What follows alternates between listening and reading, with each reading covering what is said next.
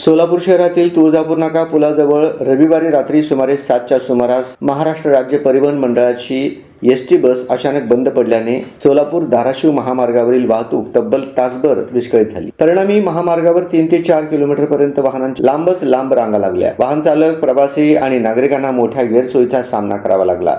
Solapur आगारातील MH14BT 3796 ही ST bus धाराशिवहून सोलापूरकडे येत असताना तुळजापूर नाका पुलाजवळ अचानक एअर पकडल्याने रस्त्याच्या मध्यभागी त्यामुळे दुचाकी, रिक्षा, चारचाकी आणि जड वाहनांची वाहतूक पूर्णपणे ठप्प झाली। काही काळ परिसरात तणावपूर्ण आणि गोंधळाचे वातावरण निर्माण झाले। बस बंद पडल्याने प्रवासी अडकून पडले होते। दरम्यान उपस्थित नागरिक आणि वाहनधारकांनी तत्परतेने पुढाकार घेत बसला धक्का देत ती रस्त्याच्या कडेला हलवली। त्यांच्या सामूहिक प्रयत्नामुळे वाहतूक काही वेळातच सुरळीत होऊ लागली। उपस्थित ट्रॅफिक पोलिसांनी वाहतूक नियंत्रणात आणण्यासाठी शर्थीचे प्रयत्न केले, मात्र अचानक झालेल्या कोंडीमुळे त्यांना चांगलीच कसरत करावी लागली। वाहतूक ठप्प झाल्याने अनेक नागरिक, प्रवासी तसेच माल वाहतूक वाहनधारक